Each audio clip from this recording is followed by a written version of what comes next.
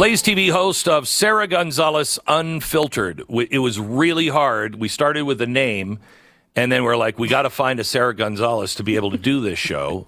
We might have thought about doing it a different way, but we found her, and she's perfect. She is the perfect Sara Gonzales to host Unfiltered. Sara, welcome to the program. How are you? Thank you. Thanks for having me. I'm good. I consider that job security, Glenn. You're not going to find another Sara Gonzales, and we've already named the show. So, yeah, we looked. So anyway, you're doing another Blaze original. We've all been doing this. This is episode 5. The documentary is called Voter Fraud Exposed: How Elections Can Be Stolen. I have to tell you, I saw a rough cut of it, I don't even know, a couple weeks ago. Oh, my gosh, Sara. Yeah. Oh, my gosh. Yeah. Just Michigan alone is... I mean, you sat down with the woman who was the Secretary of State, right? Yes. Yeah, Ruth And Johnson. I believe she was replaced by a Secretary of State that was part of the George Soros thing. Correct. Yes, Jocelyn Benson. Yes. Uh-huh. And give people a clue on just Michigan. Sure. So, yes, in 2018, Jocelyn Benson replaced Ruth Johnson. Ruth Johnson was a, Republican who, more importantly, was interested in doing the right thing when it came to, protecting the voter rolls and keeping them secure and fresh and, dated. And so, or I should say, not outdated. And so what Jocelyn Benson did, she is, as you pointed out, Soros-funded. She is former SPLC, just to give you an idea of who she is and what she's about. Yeah. And so she is one of these... Southern, in case you don't know that's Southern Poverty Law Center, which is the worst of the worst. Yeah. Okay, go ahead. So she is part of the Secretary of State project that George Soros is funding. So she comes in to the state of Michigan, and she tries to allow Michigan to count ballots that were received after Election Day. She was luckily sued and lost that battle. But since then, we've had ballot referendums that you can have same-day registration. This is Proposition 3 in Michigan. You can have same-day registration, and you can register without showing a photo ID in the state of Michigan, and your vote counts. Yes. I mean, you need a photo ID for anything. Everything. Except for the most important thing a citizen can do. Right. And and we point out in the documentary, it's like, if I were not just in the state of Michigan, but I would imagine most other states and cities, if you go to your local library, you can't get a library card without showing your ID. It is insane that you shouldn't have to show your ID in order to participate in the voting process. And by the way, this is something else we point out, it's like almost 80% of Americans, both left and right, agree that you should have to show a photo ID in order to vote. This is not a partisan thing. I go down the street from our ranch. There's a big lake across the street, and I have to go about, 5 miles to this little little kind of general store. I had to get a fishing license.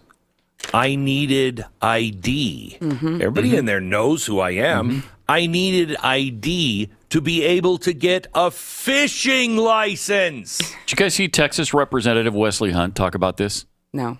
Yesterday? No. It's brilliant. He shows all of his government-issued, he's black. He shows all of his government-issued IDs, including a driver's license and, a passport. And he's got like 6 different forms of ID showing how insulting it is that the left is saying that blacks don't have ID. It's ridiculous. Well, this will give you kind of a clue into how sinister this initiative is that Republicans in the state of Michigan actually, they had a bill that they passed that was going to expand and allow free photo ID for people. So there would be no excuse to say, well, it's too expensive. And, the idea is that minorities can't afford it, I guess, which is inherently racist in itself. And we've been told they don't know where the DMV is. Right. Which, again, seems a little racist to assume. Yeah, sure does. But so Governor Gretchen Whitmer actually vetoed that bill. Oh, jeez. But just to give you an idea of where, what possible reason, as our friend Steve Deace likes to say, what is the innocent, benign explanation for vetoing such legislation? There isn't one. So they can't even now, because of this new legislation, they can't even ask for ID. Correct. So you go in, right, to the voting booth. You want to go into the voting booth. You go in and you say, my name's Glenn Beck, and, they'll probably, maybe, I don't even know. Do they ask for an address? And they look you up if you're on the rolls. Or in the case of Michigan, you can now just register. You can go in and say, I'm not registered. I want to register right now. But none of it is hooked up to the internet. So they can't verify anything. Right. And so you can go in and register and then just get a ballot and vote. What could go wrong? This is Right. what could possibly go wrong. And it's always from the left who claims that they care so much about democracy, which is just so laughable at this point. Not that we have a democracy, but if you did care about democracy and you did care, about the state of your country, you would want election integrity and security. That would be at the top of your list. And instead, they are trying to, in the state of Michigan, I'll go back to Michigan again. In the state of Michigan, they now have a constitutional right to vote by mail. I mean, you are talking about such an outdated system. I think France banned it in 1975. France uses paper. All of these other first world countries, civilized countries, have decided that mail-in voting is terrible, a horrible way of doing things. Of course it is. Jimmy Carter co-authored a bipartisan report that said we cannot have mail-in voting because it makes it more likely to have fraud and all sorts. I mean, this was something that we all agreed upon decades ago, and now all of a sudden there are states that are run by these left-wing secretaries of state, and they are going in and changing the system to allow these types of things. Let me ask the average person. You're driving in your car and you hear about Glenn's bank. Say that you knew a Glenn that had any kind of credibility at all. It's Too Glenn's bad I bank, don't. and we invite you in to put your money in our bank, and we're going to make it easy for you to write checks. We're going to make it easy for you to come and withdraw your money. We're never going to ask you for ID. Would you put your money in that bank? Absolutely not. Absolutely not. Right. So why would we do this with on anything? On anything. It's crazy. So give me some white pill news, can you? Yeah, I think so. I mean, everyone will see when they go and watch this new Blaze Originals that they can go watch right now. They will see some hope in the sense that there are organizations that are working around the clock to prevent these types of things from happening. They are largely successful in the courts. One of them is, of course, PILF, the Public Interest Legal Foundation. I spoke with them. They are suing the crap out of these states and out of these secretaries of states who are engaging in this business. They are suing about all of the dead people on the voter rolls in the state of Michigan. Mm-hmm. The RNC is now suing the state of Michigan for the it's just that there's 105% of Michigan population that's currently registered to vote. And, I'm not great at math, but I'm good enough to know that there's something a little bit wrong with that. So right. It's hard to have 105% of anything. Yeah. You know what I mean? Yeah. I'm going to have 105% of that pie over there.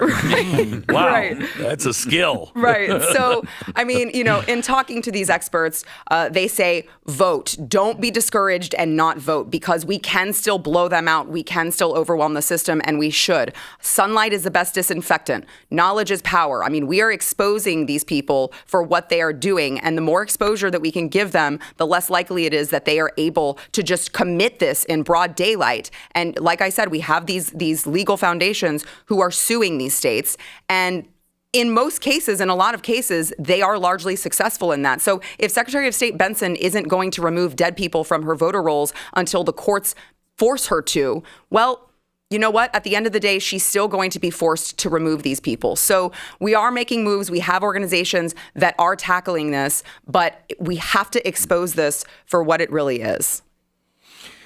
I will tell you, I think that there is a good chance that a landslide does happen. I just can't imagine going into the booth and you being a Democrat and pulling the lever for more of this. Mm-hmm. and saying, "Yeah, I